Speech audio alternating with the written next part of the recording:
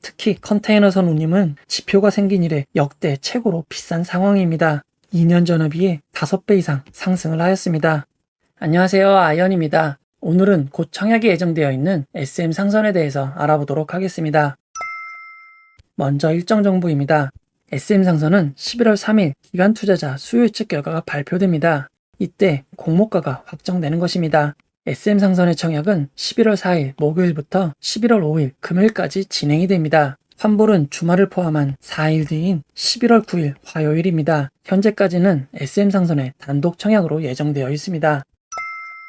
청약 기본 정보를 알아보도록 하겠습니다. SM 상선의 공모 희망가액 밴드는 18,000원에서 25,000원입니다. 공모 규모를 알아보도록 하겠습니다. 희망 공모가 상단 25,000원 기준 우리사주조합에 배정된 규모는 127억 원이고 일반 청약자에게 배정된 규모는 2,155억 원입니다. 얼마 전에 진행되었던 아스플로의 배정 규모보다 약 47배 큰 규모입니다. SM 상선의 청약 규모는 매우 큰 편입니다. SM 상선의 청약 증권사를 알아보도록 하겠습니다. SM 상선의 청약은 총 5개의 증권사로 진행이 됩니다. NH투자증권에 가장 많은 75%의 주식이 배정되어 있고 KB증권은 12%, 하나금융투자는 7%, 하이투자증권과 유한타증권에는 각각 3%의 주식이 배정되어 있습니다. NH투자증권에 대부분의 주식이 몰린 상황입니다.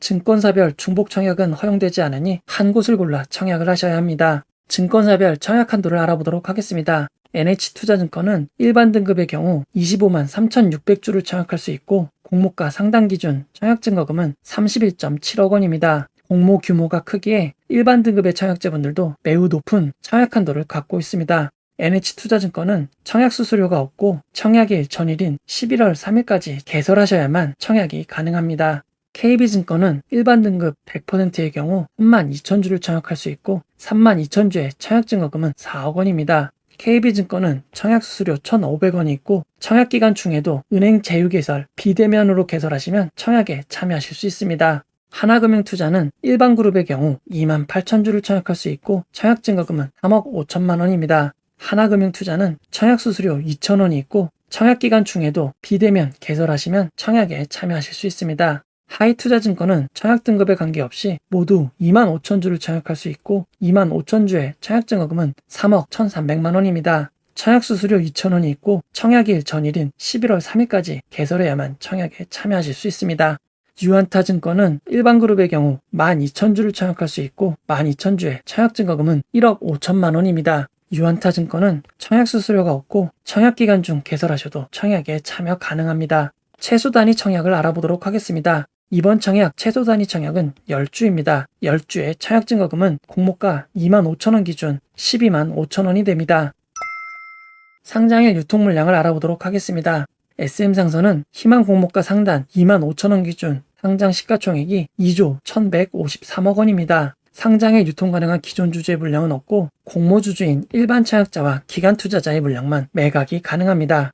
상장일 유통 가능 비율은 39.4%이고 시가총액을 반영한 상장일 유통 가능 금액은 8,334억 원입니다. 여기에 기관 투자자들의 의무 보유 확약이 제외되어야 합니다. 수요 예측 결과가 좋다면 상장일 유통 물량은 큰 폭으로 낮아질 가능성이 있습니다.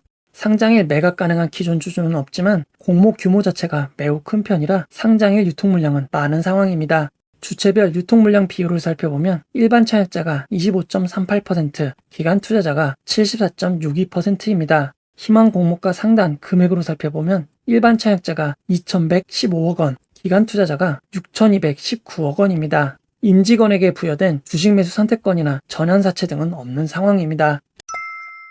SM 상선의 개요를 살펴보도록 하겠습니다. SM 상선은 선박을 통해 컨테이너를 운송하는 사업과 건설 부분으로 이루어져 있습니다. 건설 부분을 살펴보면 주거시설뿐 아니라 도로 및 각종 공사를 하고 있는 상황입니다. 하지만 각 부분의 매출 비중을 살펴보면 해운업의 비중이 97.27%를 차지하고 있습니다. 건설업의 비중은 2.73%밖에 되지 않게 SM 상선은 해운업만 고려하면 되는 상황입니다. 구주 매출에 대해서 알아보도록 하겠습니다. 이번 공모는 새로 주식을 발행하는 신주 모집이 50%, 기존 주주의 주식으로 진행되는 구주 매출이 50%를 차지하고 있습니다.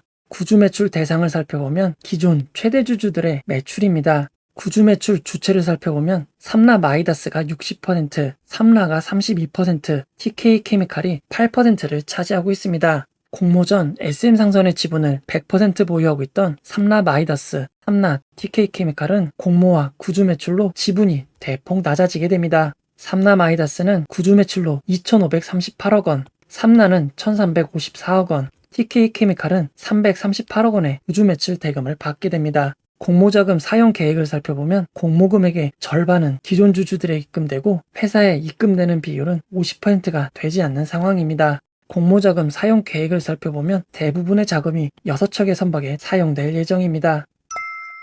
업종 배경을 알아보도록 하겠습니다. SM상선의 매출의 97.27%가 해운업에서 나오기에 해운업만 알아보도록 하겠습니다. 먼저 우리나라의 환경을 살펴보면 우리나라는 삼면이 바다이지만 육로를 이용하여 운송할 수 없는 상황입니다. 결국 화물 운송은 비행기가 아니면 선박을 이용할 수밖에 없습니다. 비행기와 선박은 서로 경쟁 관계인 것입니다. 무게 기준 2020년 항공 수송 실적은 크게 낮아진 상황입니다. 하지만 금액을 기준으로 하면 2019년 대비 11.4%나 늘어났고 해상 화물 수출은 13% 줄어든 상황입니다. 그에 따라 2020년 항공화물의 비중은 35.7%로 매우 높아진 상황입니다. 하지만 항공과 해상은 매우 큰 운송비의 차이가 있습니다. 항공화물 운임지수를 살펴보면 1kg 운송에 $8 이상 들고 있는 상황입니다. 항공화물의 중량당 단가를 살펴보면 킬로그램당 $300가 넘습니다. 즉 항공은 무게에 비해 고가인 제품의 수출에 사용되고 있습니다.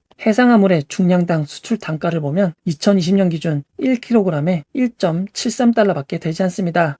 1kg당 항공운송 단가와 비교하면 매우 큰 차이가 나는 것을 알 수 있습니다. 아주 급한 상황이 아니면 2,000원짜리 물건을 구입하는데 배송비를 10,000원 내는 경우는 드물 수밖에 없습니다. 운임이 서로 큰 차이가 있기에 업종별 운송수단이 매우 다른 상황입니다. 석유 제품은 100% 선박으로 이용되고 반도체는 98.6%가 항공으로 운송되고 있습니다. 자동차도 99.9%가 해상으로 운송되지만 0.1%는 항공으로 운송되고 있습니다. 궁금해서 찾아본 결과 매우 고가의 자동차들은 항공기를 이용하고 있었습니다. 현재 해상 운송이 되고 있는 현황을 살펴보면 셀 수 없을 정도로 많은 배들이 활발하게 해상 운송을 하고 있는 것을 알 수 있습니다. 해상 운송은 배의 종류에 따라 운반하는 화물이 달라집니다. 먼저 벌크선을 알아보도록 하겠습니다. 벌크선은 곡물, 석탄, 철광석 등을 운반하는 용도로 사용되는 배입니다. 어떠한 포장 없이 배에 바로 화물을 넣고 꺼내는 방식입니다. 원유와 석유 제품, 화학물질들을 운반하는 특수 선박인 탱커가 있습니다. 그리고 다양한 화물을 운반할 수 있는 컨테이너선이 있습니다. 컨테이너선은 말 그대로 컨테이너를 운반하는 선박입니다. 컨테이너가 뭔지는 알지만 자세히 아는 경우가 드문 것 같습니다. 컨테이너에 대해서 조금 자세히 알아보도록 하겠습니다. 컨테이너는 규격이 표준화되어 있습니다. 컨테이너의 단위는 TEU를 사용하는데 약 6m 길이의 컨테이너를 부르는 단위입니다. 운송하려는 화물을 컨테이너 안에 넣고 컨테이너선을 통해 운송하는 방식입니다. 지금은 기본이 된 컨테이너지만 컨테이너는 생각보다 짧은 역사를 가지고 있습니다. SM상선의 매출 원가 내역을 살펴보면 배를 빌렸을 때 내는 용선료, 연료비보다 하역비, 운반비가 더 큰 것을 알 수 있습니다. 매출 원가의 가장 큰 부분이 컨테이너를 내릴 때 발생하는 것입니다. 컨테이너는 시랜드사가 1956년 세계 최초로 도입한 아이디어입니다. 그전에는 컨테이너로 이루어지지 않았기에 모든 화물을 찾아서 내려야 하는 어려움이 있었습니다. 표준화되기 어려운 방법이었기에 시간도 많이 걸렸고 화물이 잘못 내리는 실수도 매우 많았습니다. 시랜드사는 화물을 컨테이너로 표준화하고 비용을 큰 폭으로 절감하였습니다. 컨테이너 도입 전 1톤 운반비가 $5.83였는데 컨테이너를 도입하고 97.29%나 절약할 수 있게 된 것입니다. 비교할 수 없을 정도로 효율이 높았기에 이제 컨테이너는 표준이 되었습니다. 벌크선과 컨테이너선은 서로 나눌 수 있는 화물이 다르기에 운임이 서로 다르게 운영되고 있습니다. 특히 컨테이너선 운임은 지표가 생긴 이래 역대 최고로 비싼 상황입니다. 2년 전에 비해 5배 이상 상승을 하였습니다. 벌크선 운임도 저점 대비 9배 이상 오른 상황입니다. 우리나라에 상장된 해운운송 업체를 알아보도록 하겠습니다. 대한해운은 벌크선 운송이 가장 큰 비중을 차지하고 있고 컨테이너 운송은 1.33%밖에 되지 않습니다. HMM은 매출의 93.15%가 컨테이너선에서 나오고 있습니다. 펜오션은 벌크선 운송이 68%를 차지하고 있고 컨테이너 운송은 9.97%밖에 되지 않습니다. KSS 해운은 가스와 케미칼 운송이 대부분을 차지하고 있습니다. 컨테이너 운송은 0%인 것입니다. 상장 해운사들의 주가를 살펴보면 HMM이 다른 회사에 비해 압도적으로 큰 상승을 한 것을 알 수 있습니다. HMM은 매우 큰 규모의 회사라 다른 회사와 차이점이 있을 수 있겠지만 운임이 크게 상승하여 업황이 좋아진 컨테이너 운송이 주인 HMM이 주목을 받았기에 컨테이너 운송 100%인 SM상선도 주목을 받고 있는 상황입니다. SM상선의 매출 현황을 알아보도록 하겠습니다. 매출의 97.27%가 해운업에서 발생하고 있습니다. 해운업 수익은 컨테이너 운임을 통해 발생하는 노선 수익과 배를 빌려주고 얻는 대선 수익으로 나뉘어져 있습니다. 대부분의 수익이 컨테이너 운임 수입인 노선 수익에서 발생하고 있습니다. 전 세계 해상 운송 항로는 매우 많지만 SM상선이 보유한 전기 노선은 미주 노선 4개, 아주 노선 9개로 13개의 노선을 운영하고 있는 상황입니다. SM상선의 운송 가능 능력을 확인해보면 자체 보유한 선박의 비중은 27.82%이고 배를 빌려서 사용하는 용선이 27.78%, 배 공간의 일부를 빌리는 선복임차가 제일 많은 44.4%를 차지하고 있습니다. 지난 4년간의 운송 가능 능력을 확인해보면 2020년과 2021년 운송 능력은 크게 줄어든 것을 확인할 수 있습니다. SM상선은 총 12척의 배를 보유하고 있는 상황입니다. 운송 능력은 줄어들었지만 가장 중요한 운임 단가가 폭발적으로 상승을 하였습니다.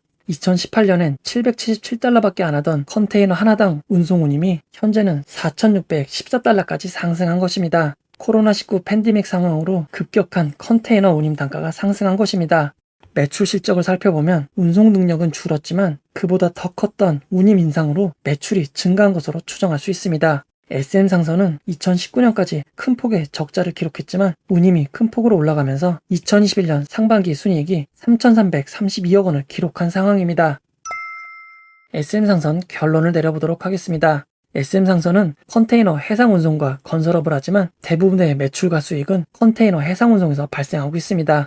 코로나 팬데믹으로 인해 컨테이너 운임은 급상승을 하고 있습니다. 컨테이너 운임 지수가 생긴 이래로 최고가를 계속 경신하고 있는 상황입니다. SM상선의 운송 능력은 줄었지만 운임이 크게 상승하면서 역대급 매출과 순이익을 기록하고 있습니다. 현재까지는 업황이 좋고 HMM의 주가가 크게 상승했었기에 관심이 높은 상황입니다. 다만 최근 주가 지수보다 더 크게 조정된 HMM의 주가 하락은 부담이 될 것 같습니다. SM상선의 현재 상황은 매우 좋은 상황입니다. 하지만 공모가가 적절한지 앞으로의 상황은 어떻게 될지는 다음 영상에서 좀 더 자세하게 다뤄보도록 하겠습니다. 이 영상은 후원회원 여러분들의 후원과 구독자 여러분들의 슈퍼땡스, 댓글을 통한 따뜻한 격려를 통해 제작되었습니다. 항상 고맙습니다. 이 영상은 투자 권유가 아니며 투자는 오롯이 투자자의 판단으로 이루어져야 합니다. 혹시 영상에 잘못된 점, 보충이 필요한 점은 채널의 커뮤니티 게시판이나 영상 고정 댓글로 안내해드리도록 하겠습니다. 이 영상을 봐주셔서 고맙습니다.